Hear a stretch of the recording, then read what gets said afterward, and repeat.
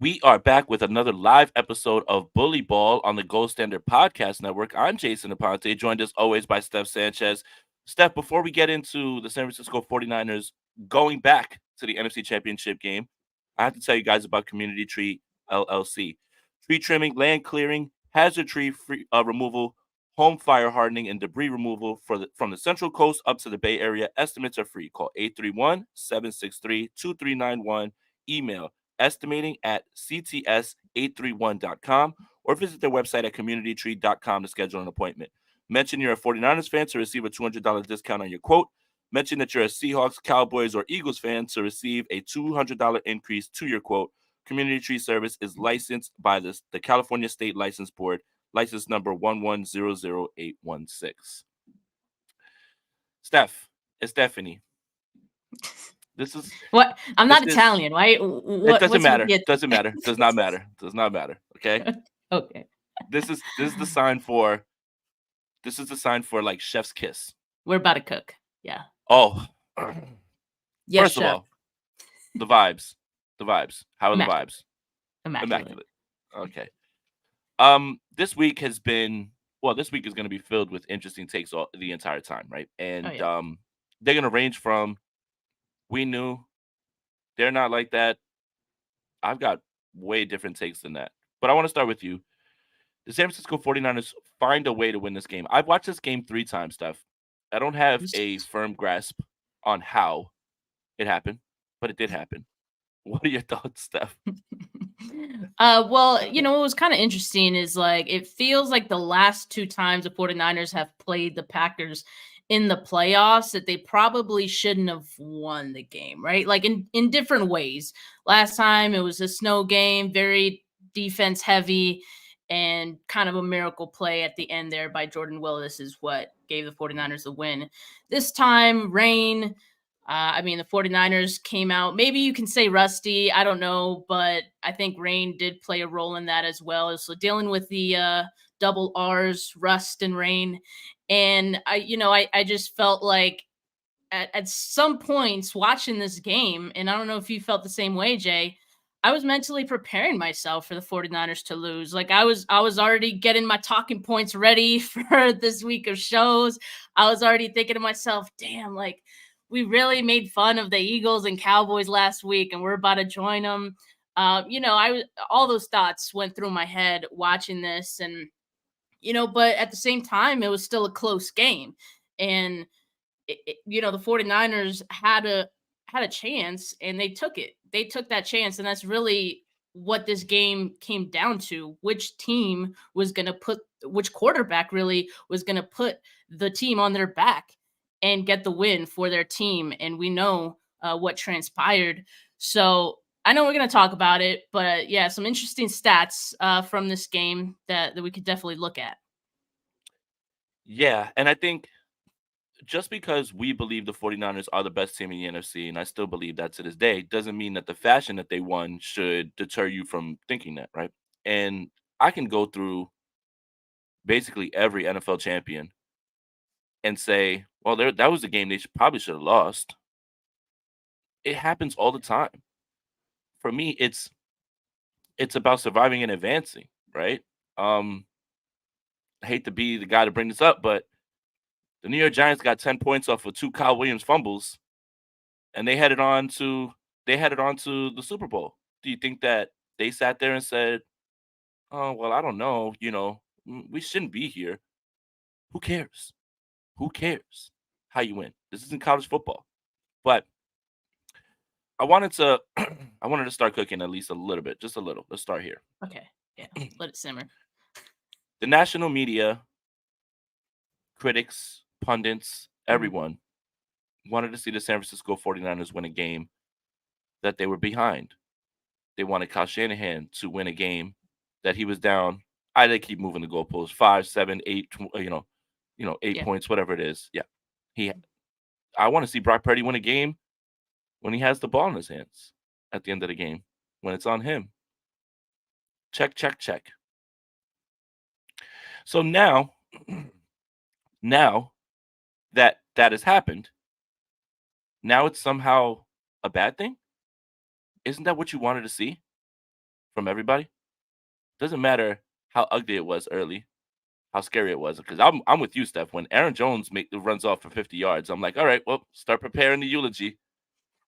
Um, thank God, kickers are awful. It's another win for me, by the way, and it's Carlson. Thank you. But you wanted to see all these things from the 49ers, and then you get it. And then now it's a problem. I want to say something else, too. Come around, folks. Let me regale you with the tale of the 1981 NFC Championship game. Joseph Montana throws a pass to Dallas Clark on the last drive to win. But you know what's funny and what people forget? Joe Montana threw 3 interceptions and fumbled the football once. Doesn't sound like to me like he was having a flawless game.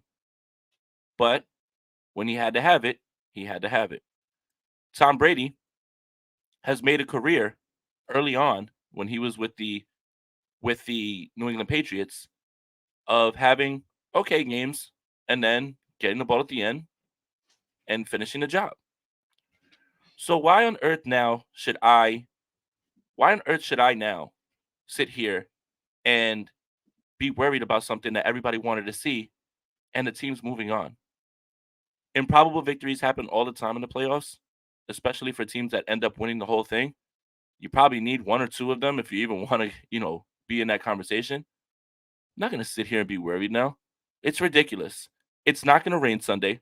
The 49ers defense is not going to be falling all over the field. It sounds like Debo Samuel is going to play. I just don't understand this one, Steph. None of it makes sense to me. Well, I mean, you mentioned that all of these media pundits wanted to see the I'm sorry. 49ers do this and Dwight do Clark. that. Yeah, yeah. Yeah. Yeah. Dwight Clark. I know. I don't know why I keep saying Dallas. I guess Iowa State, Iowa, tight end, you, all that stuff. Yeah. And so the truth is, no one, all those guys that say, well, they got to do this, they got to do that. The truth is, they don't want to see the 49ers win, period, because that would fit their narrative. And they don't think that Brock Purdy can do it under those circumstances. That's why they keep moving the goalposts. Do it without all these superstars. He did it without Debo. Do it in the rain. He did it in the rain. Do it when things don't go perfectly. I would say that game was far from perfect. Oh yeah. Show me how you can come back from behind. He did it. And by the way, this is the second time he's done it. He already did it against the Cleveland Browns, which was also one of his worst graded games by PFF, as well as the Packers game on Saturday. Both times led the 49ers to game-winning drives. Last time, it was up to the kicker, though. That didn't work out. This time, thankfully, CMC able to get in for the score. But Brock Purdy on that final drive was, 5 of 7, 40-something yards. And I don't Well, care how much his he missed depth of once.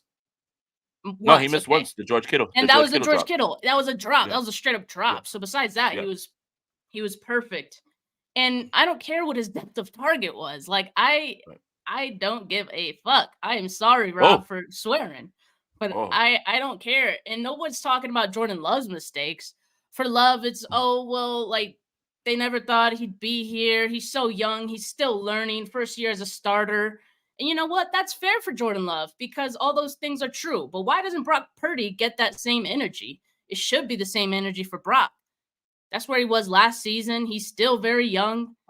And yet he gets compared to these ridiculous standards. The right takeaway on Brock on Saturday is that he did play a poor game. He was missing open guys. The rain did impact him on some throws. Nobody is saying ignore that. Like, it happened. It's the truth. But when the team needed him most and they needed him to be who he is, he was that. And they won the game because of it. That's also true. Both things can be true, and they are. And we can acknowledge both. I don't know why that's so hard for people. And I don't know why we got to move the goalposts for Brock Purdy. Oh, well, okay, well, he came back from behind, but I wasn't impressed because it wasn't by 10 or more points. What are we even doing here? Who gives a fuck? I'm sorry. Who gives a fuck? He won this game. It's a playoff fucking game.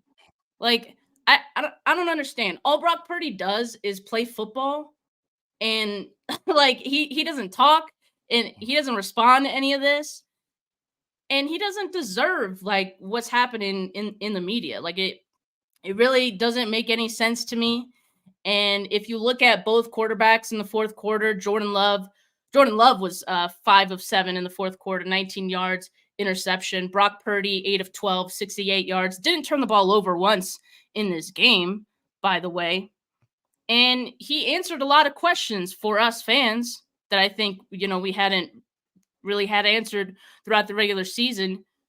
So yeah, even despite it being a bad game for Brock as a whole, he did what he needed to do at the end. And that's all you can ask for from a quarterback in the playoffs. He's Yep. The 49ers are going to the NFC Championship game. I have never seen like so much disrespect towards Brock Purdy after a quarterback like gets a game-winning drive for the team. Like I've never seen anything like this. And I don't know why. Like it's just Brock Purdy. I don't understand. But yeah, I'm standing on business this morning, Oh and yeah. I had some things to get off my chest. But I'm gonna Mhm. let you cook, Jay. I know you got more. Yeah, look, I mean, that's why I send out sarcastic tweets all the time. I, for one, can't give Brock Purdy any credit until he beats the 85 Bears on Mars. Because you never can just say like the Keyshawn Johnson thing. Okay. Yes. Well, it's not really a comeback because you kicked the field goal and then it was 4. What the fuck are you talking about, dog? Has CTE gotten you too? Like, are you insane? Like, it's insane. Like, Richard Sherman's face said it all in that segment. But I also did want to say something else too about paying attention to the national media. It's the same thing that I said about this certain person that everyone looks to for his Brock Purdy analysis. For some reason, I wouldn't look to him for football analysis at all, and I'm talking about Nick Wright. I don't ask White Castle chefs for their advice on putting up gourmet meals. So stop worrying about what Nick Wright has to say. It's all entertainment. If you're watching it, you're not watching it to be informed. You're watching it to watch two idiots at a bar argue with each other, right? While they're drinking, right? Like, it's not because you want to be informed. It's not because you're going to learn anything. You're not going to learn a damn thing. In fact, you're probably going to lose brain cells. So we have to stop paying attention to that stuff too. Yeah. But in terms of everything that you wanted to see, you've seen it all at this point. You've seen everything that they wanted to do. Battle tested. They've got to win this game. Can they win in the rain? Can they win without Debo? Can they win without with Kyle behind? All these parameters, all these things, and then they did it. And now you're worried now. The world needs Steph's rant as Nick Bosa. That's pretty good actually, but you still can acknowledge that there were many throws that I weren't think that would like take a they while. they should have been hit. Yeah, that's true. The throws were there. You missed the throws, fine. But like Steph said, you have to objectively look at this game and say, well, when the chips were down and he had a chance, right? I mean, let's look at this. Jordan Love. Everyone thinks that Jordan Love played better than Brock Purdy. Did he? Did he? One guy didn't turn the ball over. And I've seen that story before with the 49ers and the quarterback, right? The game's starting to get out of hand. It's starting to move in a direction where you're nervous. And I hate to do this to Jimmy Garoppolo, but if that was Jimmy Garoppolo, there's probably no way that they'd find a way to win that game. Probably no way. And I watched Dak Prescott the week before get avalanched in the same way and couldn't get his team back in there. But Dak's the MVP, right? Dak is the MVP conversation. I don't know if Brock can be. I watched that game happen to other quarterbacks, and I watched how it goes, and it doesn't end the way that it ended on Saturday, and it did. Again, survive, advance. I don't care. In fact, I am more encouraged now that the 49ers played their worst game possible and still found a way to win. Because regardless of whatever happens on Sunday, which, spoiler alert, I'm picking the 49ers to beat the Detroit Lions. It can't be worse than that.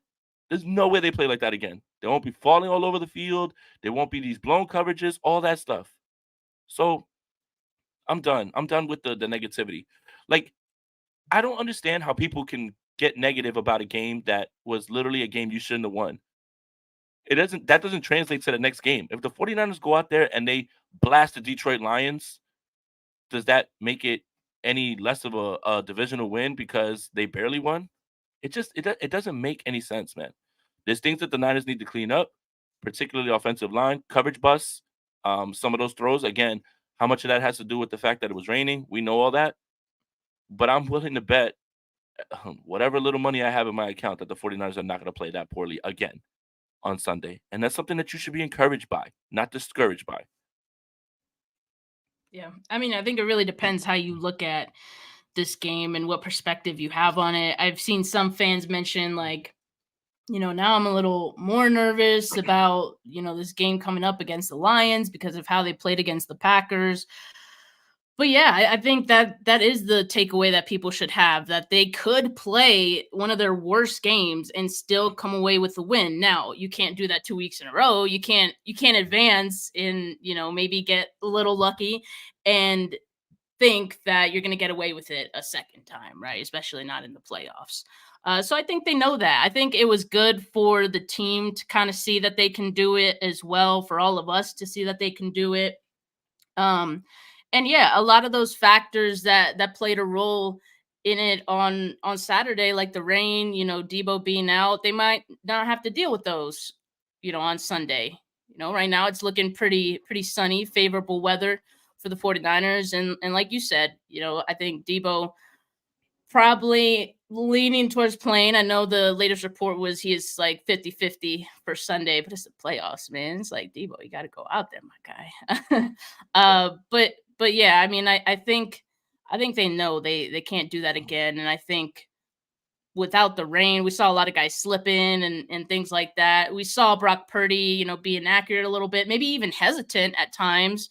Maybe that had to do a little bit with the rust, but I think also it had to do with the rain and not trusting, his grip on the ball. I'm not sure. He literally like wiped his hand at one point before making a throw.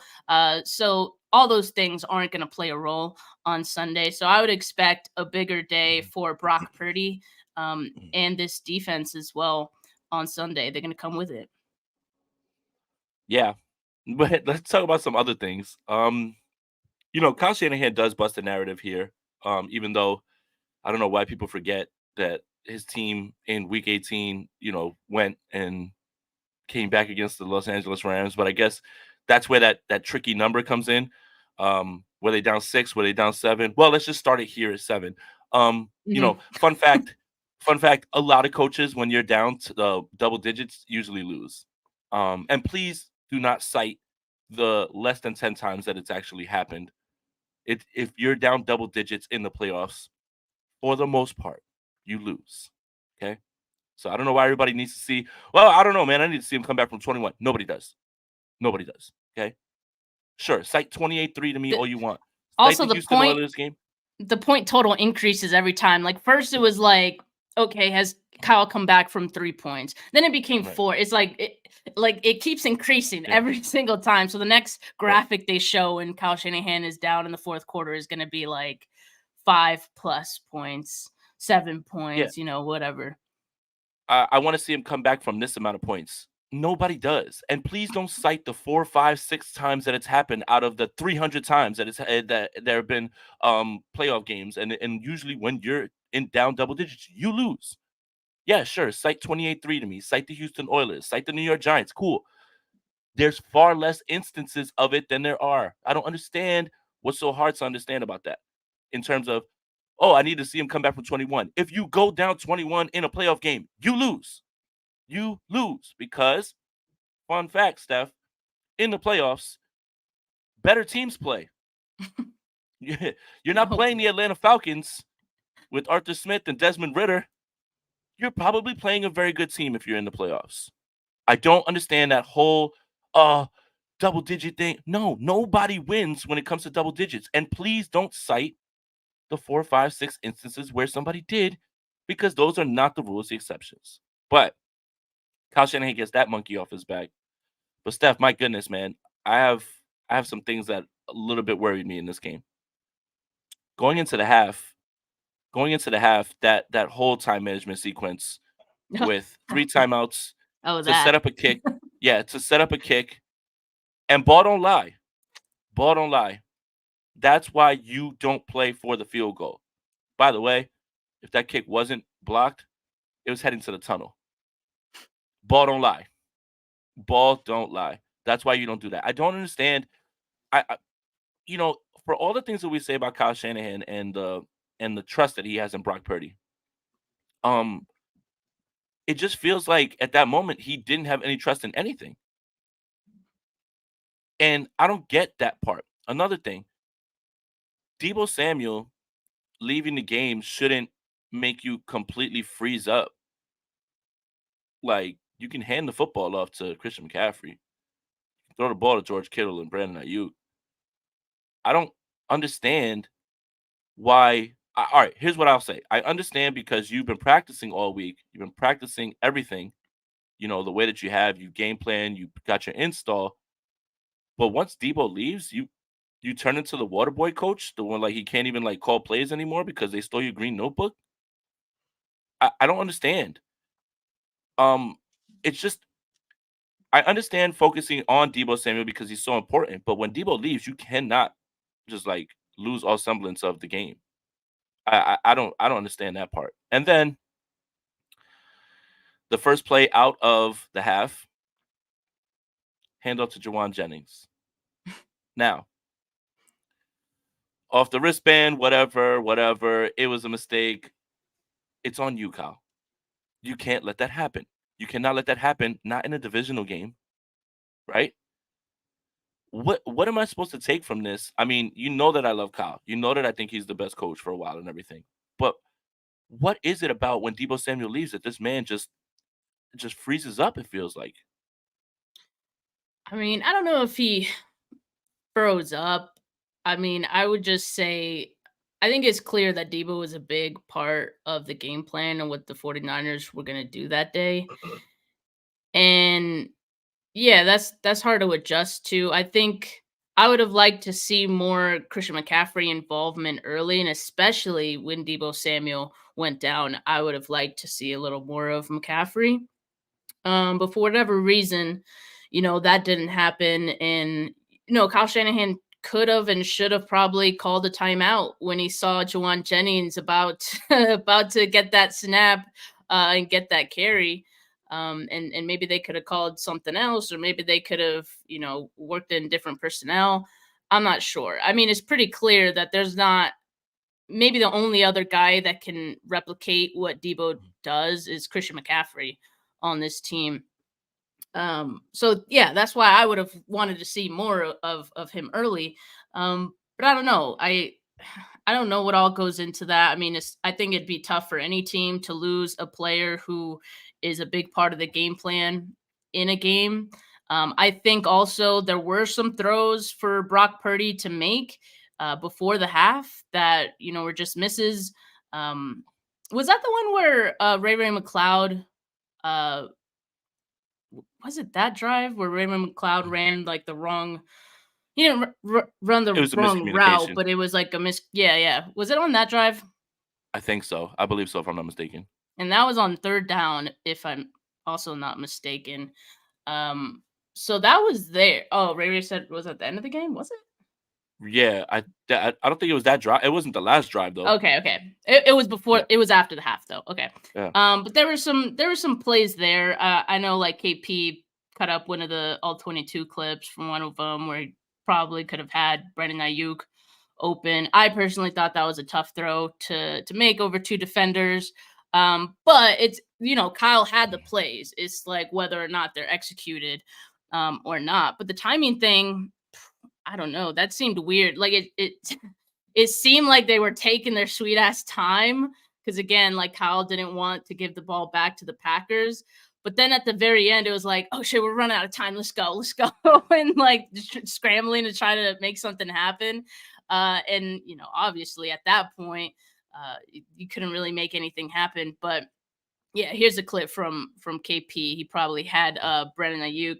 But in the heat of the moment, like I think that's tough. You see the two linebackers moving back as Purdy's looking at Ayuk, so that's probably why he thought that wasn't a good throw. Of course, after he checks down to Christian McCaffrey, Ayuk looks wide open.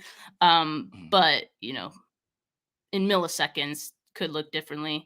and also I don't think you really need to take a big risk there. So I understand that play from Purdy's perspective, taking the check down. But in any case, like I think the criticism on Kyle Shanahan is fair because this is something we've seen from Kyle like all the time, and it's usually in like big games like this, and I feel like it's in games where he respects who's on the other side. Like he's kind Mhm, of scared about what that other coach on the other side is cooking in mhm. his mind, and he sees the game as like a big chess match, and he has to outsmart his opponent, which is the head coach on the other side, or the play caller on the other side. So yeah, I would like Kyle to get, I guess, like be a little more aggressive in those moments and have a little more confidence in his team. Like I think they could have scored on that drive, and it sucks because you always look to double dip on the points. They had the ball coming out of the half. They didn't do shit after the half, so like you lost that opportunity.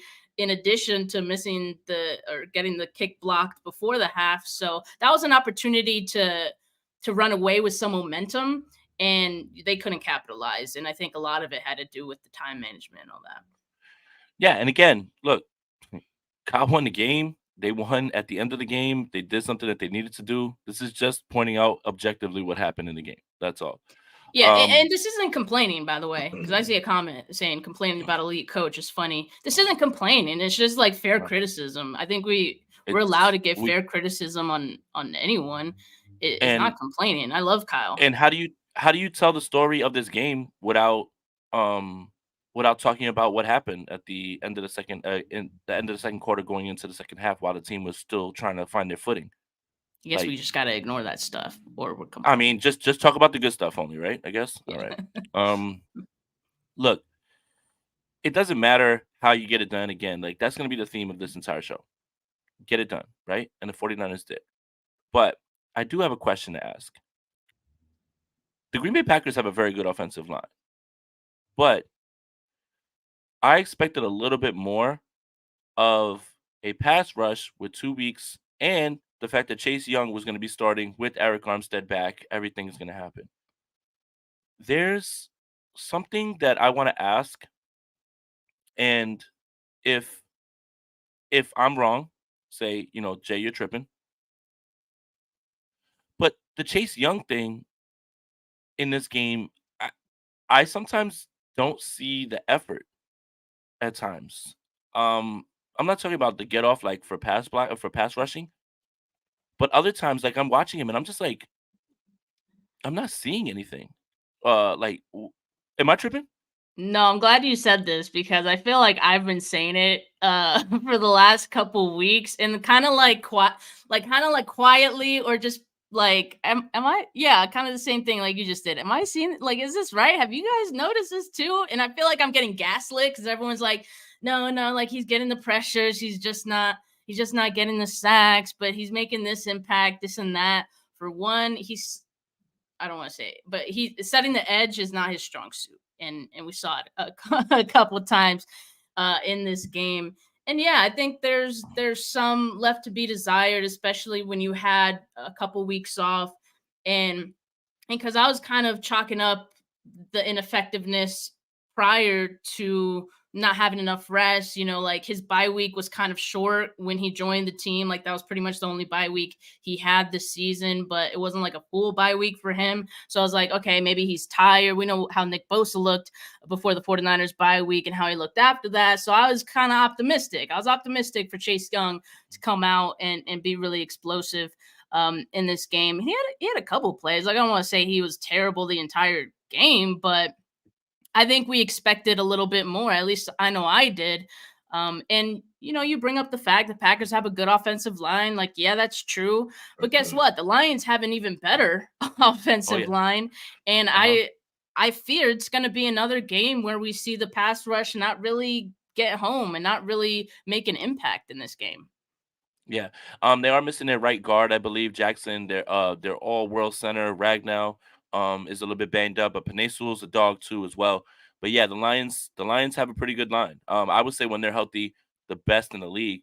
When I was going through and doing the voting for all pro, all NFL, NFC, all that stuff, I found myself putting down a bunch of Lions as opposed to, putting putting Kelsey or Lane Johnson. Like I went, but it's it's gonna be interesting to see this week, right? The other good thing is that Goff doesn't really move as much. That helps, but I still would like to see more. I still would like to see more. You have to credit also the Green Bay Packers. You have to credit their game plan. That's one thing we I think we haven't done this entire time while we've been talking about the 49ers is not just it's crediting the Green Bay Packers. They're gonna be good for a while. Mhm. And regardless of that, Jordan Love won a playoff game. Matt LaFleur's a good coach. They got some dogs on defense. Yeah, I mean, you still have to give them credit. The guys on the other side get paid too. So as much as you want to say whatever you want to say about how the 49ers played, I think it's important we give credit to the Green Bay Packers because they had a very good game plan and they have good players and they played well. So that's the thing is at this level right here in the playoffs, you're probably facing a really good team, right? Odds are.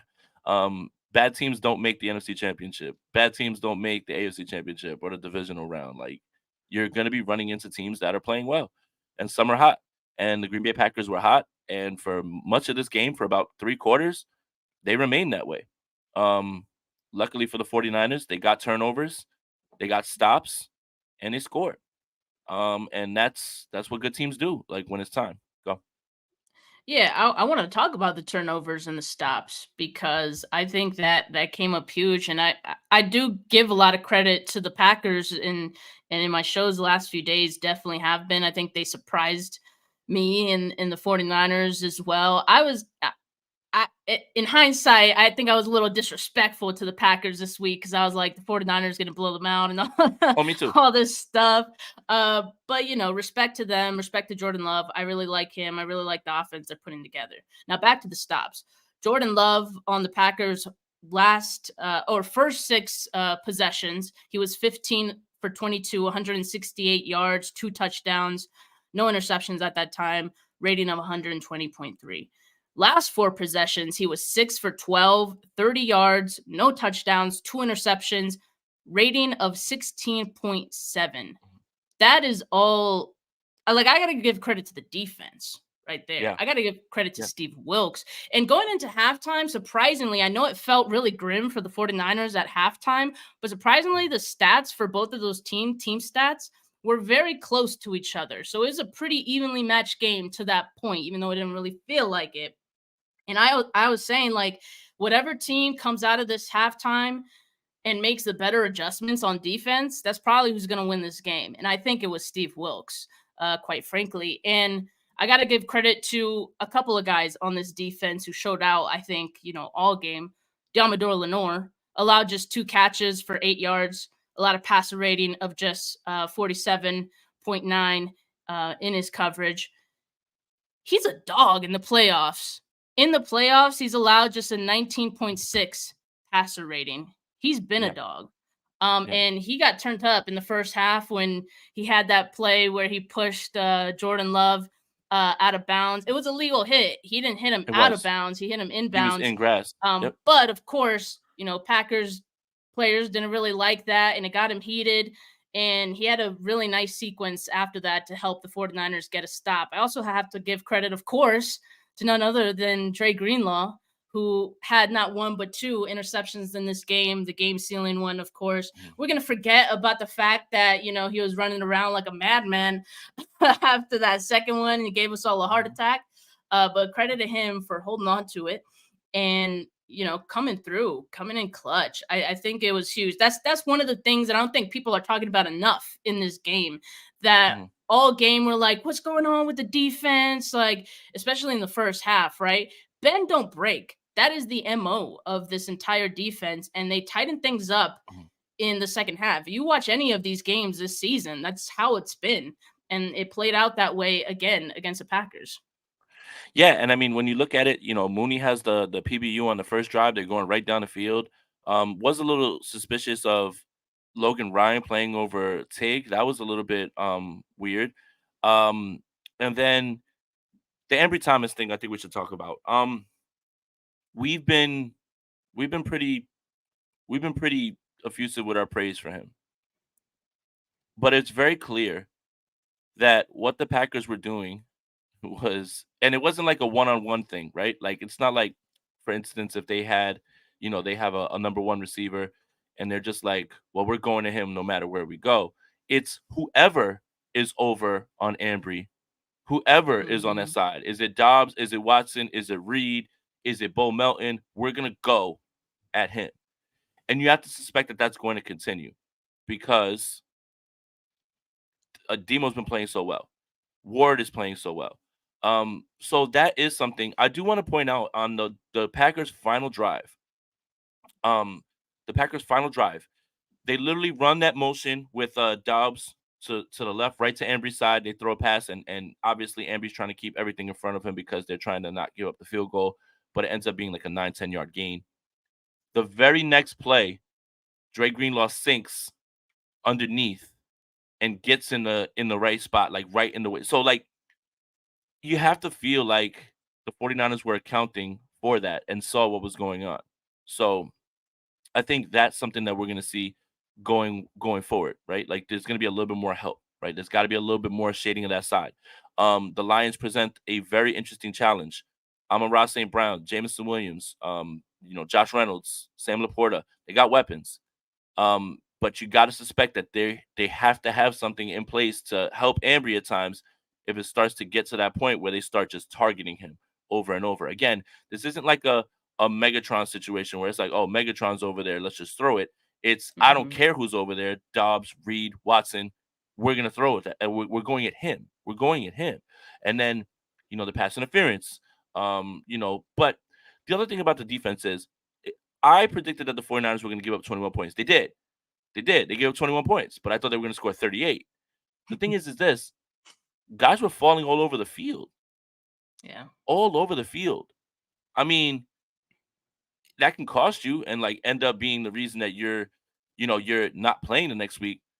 But let's not act like guys were just getting whipped, like getting whipped and whipped and whipped. Like guys were falling. There were good play calls. There was good throws, but guys were falling everywhere. So I I, I don't have as many reservations about this defense. And the thing too is with the running defense, I think again we're not giving credit to Aaron Jones. Aaron Jones has been on an absolute heater, and he does not go down. And he always just it always felt like every time the 49ers hit him and they had a chance to get him behind the line and they couldn't do anything with those push pull runs, it felt like, oh, we've got him for 3 yards, and then oh, it's 9, it's 10 now. And I think that's just again, I think Aaron Jones is really good. Now the Lions have David Montgomery, Jameer Gibbs. So you got to kind of clean that up. But I do Yeah. think that the run defense is a little bit more, it's a little bit more, it's a little less concerning because I think Aaron Jones is very good. And I think that we're discounting how good Aaron Jones has been because he gashed up the Packers and he's been doing this the entire stretch run for them.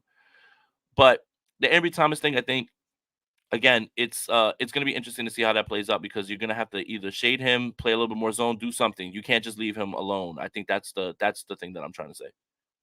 Yeah, and Kyle Shanahan was asked about like Ambry Thomas and it like if his play was a lack of confidence or awareness.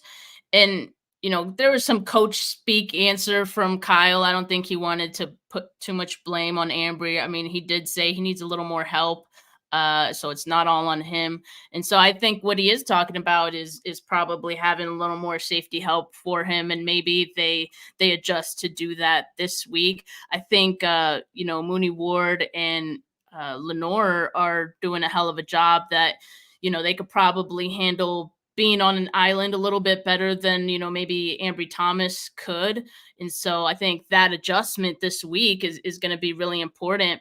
The one thing for me though with Ambry Thomas is that it's just baffling. Like the second PI was egregious to me. It was so bad because one, situationally you just can't do that. It was a 3rd and 15, and it gave the Packers 41 yards on a 3rd and 15. Like that was a good drive from the defense up to that point, about to get a stop, and that put the Packers on the 49ers 19-yard line, and they went to score after that. You were in position to make a play on that ball, and he just panicked.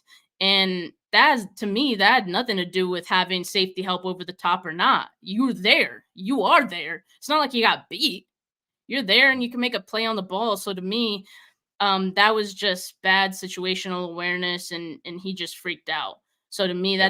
that's a concern. And I know you mentioned it's not so much about who the receiver is. It's not like it's a, Effie, he's got to be out there somewhere, Mike Right. Evans situation. This is Right. a Ambry Thomas situation. This is, Mm. Ambry Thomas, we're going to throw no matter who it is on Right. him and see if he can make a play. And so far, the only plays that he's made that we've seen are the pass interference. There must have been some adjustments in the second half because, we didn't really see anything too bad out of him after that. And I don't think I saw the Packers really try to target him all that much in the second half. So maybe there were some adjustments there, and hopefully those adjustments also are made against the Lions. But yeah, it's definitely a point of concern. And as far as the run defense goes, that's also a concern because you mentioned Aaron Jones, and yeah, credit to Aaron Jones. Like he's a dude, and he's been playing on a tear right now. But you got two dudes in Detroit who are both playing on a tear right now. Jahmyr Gibbs, who he's just so elusive and he's so Mm-hmm. quick. Mm-hmm. Um, that's my concern. I think Montgomery, like, he's a bit of a different type of runner, just more of like your typical like back, Goal hard to line. bring down because he's a big dude. Yeah. But I think his skill set matches up well with how the 49ers stop running backs. Like I think they could stop and or limit Montgomery. I'm more concerned about Jahmyr Gibbs in this game, and I'm concerned about the Lions offensive line controlling the line of scrimmage. The 49ers can't let that happen. Eric Armstead, his second week back, I think, Kyle Shanahan also said Eric Armstead feeling good after that first game. So that's good. They're going to need him a little bit more coming up this week. Javon Kinlaw had some good plays there. But we're just talking about Chase Young, and I think he's a guy that teams are going to want to target in the run game and run to his side because he's shown he can't set the edge. So I think that's something we're going to see, and it's going to be up to, I think, linebackers, safeties to come down and make some plays at times. What did you think about Jair Brown? Healthy, um, getting benched for Logan Ryan, who had been starting in his place while Brown was hurt. Um. Well, I think Kyle Shanahan at times has an issue with vets versus rookies, and I didn't. I'm not like the people that believe that there were so many things wrong with Jair Brown when he was playing that you can't play him. Sure, you have a missed tackle here and there. Felt like that was a team issue, not a Jair Brown issue. But he plays fast. He plays downhill. He actually is around the ball.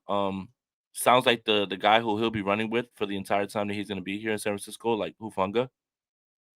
I didn't get it. I didn't get it. I didn't get it. And I think again, Kyle has an allegiance to vets. See Josh Norman, see this guy, see that guy, right? Like, and we're just like, why is he in the game? It's it's a little bit baffling because I think that there wasn't anything that Tig did that was egregious, right? Like he wasn't like blowing tackle after tackle. He wasn't getting beat and beat and beat. I mean, he got pushed into action against Tampa Bay. He covered Mike Evans at the goal line and stopped him, right? Like from the safety. It's it's all been there. Like he gets the interception and the ball finds him, right? Like he's got a nose for the ball. That's something you can't teach. Mm-hmm. Um it's a little bit baffling. I really didn't understand it. And then when you have the 50-yard run from Aaron Jones, that was an awful angle by Logan Ryan. Like he just flailed and threw himself. It almost looks like when you're playing Madden and you hit the dive button by accident and you're just diving all over the place. Um, but I haven't seen anything from Tig that would make me that worried. I mean, sure, does he have things he needs to clean up? For sure. I mean, but the whole team misses tackles. It's not just him. I just don't understand. I don't understand that one. I mean, if the worry was Jair Brown missing tackles or being over aggressive and maybe taking a bad angle on someone, we saw Logan Ryan do that. So, like, Jair Brown can make the same mistakes while also learning and at least, have a little more aggression. I almost feel bad because, like, I was actually, when Logan Ryan was starting because Brown was hurt, I said to myself, like, it would not surprise me at all if the 49ers continue to start Logan Ryan in the playoffs, because I think we know, especially when it comes to the defense and the secondary, they like to bring in these like vets late in the season who have all this experience and all that, and they like to play them. And so I was kind of seeing the writing on the wall a little bit, and I was like, it wouldn't surprise me if they wanted that over Brown, because I think they see Brown as a just a risk. And it's not even a risk based on his play, in my opinion. I think it's a risk just the fact that he's a rookie and he's, young, and he's going to make some young player mistakes at times. But he's also, to me, like, the how aggressive he is his strong suit as well. I think he just needs to find that balance, and I think he will. But I mean, another thing with Brown is he was getting interceptions because he's aggressive too. Like, he's there, he makes plays. Um and so I don't know. I don't think they're going to make a switch. And, based on Kyle Shanahan's comments when he was asked about it, I don't get the sense that Kyle thought it was so bad of a performance from Logan Ryan. So I think they're going to continue rolling with him.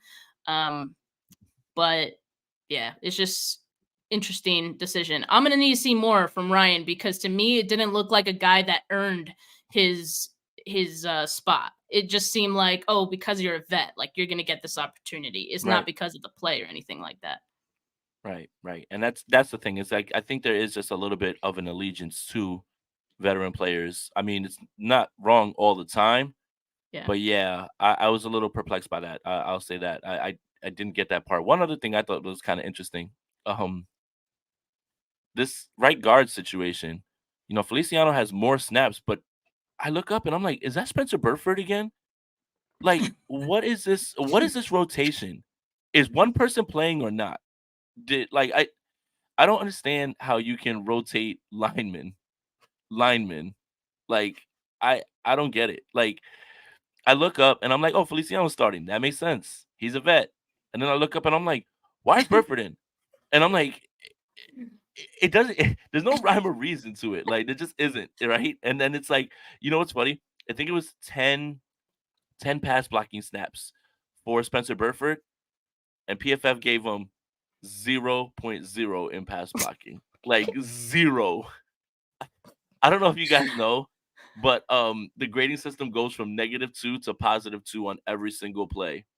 To net 0 after 0 after 0 on 10 pass blocking plays, I gotta speak with this grader and I gotta watch again because I don't know if that's even possible, man. That is Man, how Burford's grades on PFF, like, it probably, partially deserved, but it also seems like this whoever grades him just thinks he's terrible, and now he can't get out of that hole. But yeah, I think it's interesting. This is now the second year in a row that the 49ers have rotated their they right did it with guard. Brunskill. They And did it it's with Brunskill. because Spencer Burford, clearly you don't feel confident enough in Spencer Burford, or he would start the entire time and you wouldn't have to do this rotation. If you have two right guards, you have none. I thought Feliciano was playing and has been playing good enough that you just continue rolling with him. I mean, I don't know. It's weird. Even when Chris Forrester, the offensive line coach, was asked about it before this game, and he said that they would, or he alluded to them continuing to rotate, it didn't seem like there was a good reason why. Like, oh, we want to go with the hot hand. And eventually you would think that one guy would, I guess, separate himself, but I guess that just hasn't happened. Yeah. Yeah, and it happened last year with the same guy, with Burford and Brunskill. That's what's funny Exactly. about it. It's That's an just issue. That probably tells you you probably need someone else. and at least last year we could have understood it because Kyle said he's a rookie. I want to make sure that he doesn't get overwhelmed. Okay, but now it's your second year. Like, hmm enough. If you're gonna play, you're gonna play. If you're not, you're not. Just thought that was interesting too because when I like go through and I write my article about the offensive grades and snaps, I was like, I knew I wasn't tripping, and I knew I saw Spencer Burford there, like playing again, and I'm just like, I don't get it. I don't get this one. But hey, regardless of all that and everything that we've kind of talked about, the 49ers won, but this felt like such a strange game. Everything was strange. Like nothing felt right. Like almost from the moment it started. It just felt like something was weird. And you start to get that sinking feeling as the game goes on. But the 49ers find a way to win the game, man. And I think that's all you can ask for at this point. And I don't want to hear about them coming back from 31 or 24 or whatever number you want to make up. I don't care anymore. I don't care. They won a game that was rainy. They won a game without Debo. They won a game that Brock wasn't good. They won a game that Brock had to win with a game-winning drive. I don't care. Don't care. The last drive wipes it all out. I'd rather almost lose than almost win, especially in the playoffs. So that's all I got, stuff. I'm just tired of it. And stop watching idiots on TV, the national media and all that stuff, and stop giving them attention. I mean, again, you can't let everybody get you mad. Just because people say things doesn't mean you have to pay attention to them. Just because they have a platform doesn't mean you need to listen to their opinion. Just because they have an opinion doesn't mean you need to value it. So Could. stop listening to idiots and letting them get you riled up. I don't watch Skip Bayless to get informed. I watch him to get all red in the face and everything. And like you're not gonna learn anything from those guys. You may learn something from Sherm. Shout out to Uncle Sherm. You may learn something from a few guys, but there's no reason to watch any of that stuff. And to go seek it out and then get upset when they say idiotic things, it's a little bit on you now at this point because you don't have to watch. I would say unplug the cable box and do not give any of that any attention. Gammon says Adam Peters wanted a lineman, but Kyle Shanahan wanted his running back instead. Whew. I hope that kid from Michigan is going back to school because if not, Kyle's gonna go crazy trying to get that kid. What's his name? Donovan. Oh yeah, Oh yeah. man, yeah. Oh no. Donovan Edwards. Seriously, can we talk a little about the special team? Moody Jay's made the favorite. kick. Moody made the kick. Mitch was good. Mitch was real good.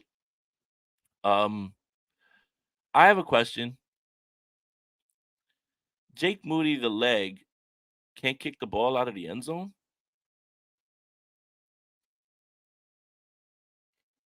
I mean, Why are hasn't we he having done it? returns? He's done Why? it Yeah, before. but why can't you consistently do it? Okay. Um. Rob thinks that Kyle tells them not to, which I don't know Uh, why you would do that, but he's yeah. done it before, so I think if he Yeah. could, he would, and if he would, or if they wanted to, he would. So I don't know, but the coverage is not good. So Please stop. Yeah, stop please kicking the stop ball to doing people. that. Please Please stop stop. doing that. The kid, Nixon is an All-Pro returner. I voted for him. Kick the ball out of the end zone. This isn't about Jake Moody. It's about the kicker position as a whole. It's incredibly frustrating. And then ask the Packers if they like kickers. I mean, Matt LaFleur said, I have to pray every time this guy goes out there to kick. That's insane. That's an actual quote. That's not one of those onion headlines from Bleacher Report or anything like that. He was mad. They But said it on the broadcast too. hey, and then he had to walk it back. But Yeah. kick the ball out of the end zone every single time. Stop, man. I mean, all you do is kick. If you can't do this, not sure what we need you for. Okay. Well, that's my kicker rant. But hey, San Francisco Well, 49ers have a game on Sunday, 6:30 Eastern, 3:30 Pacific time. And they'll find out who they're going to be playing because the AFC Championship is at 12:30 Pacific time, 3:30 Eastern time. Lamar Jackson's the only thing that can help us at this point. I need the Kansas City Chiefs out of here. I just yeah, I need them know. off This the. is like I need them off the get them TV. out. I need them out of here. I need the TV. I need them off my TV. All of them. Every single one of them. Oh God, Lamar, help us, Lamar. But anyway, make sure you guys like this video, subscribe to the channel, subscribe to the Gold Standard Podcast Network wherever you get your podcast. Make sure you follow Steph on Twitter at Steph49K. Make sure you follow me on Twitter at Jason Aponte2103. Make sure that you guys are enjoying this week and not giving idiots attention in the national media. Just don't listen to it all. And yes, save us, Lamar Jackson. Please save us. For Steph, for Jay, we're out of here. Peace.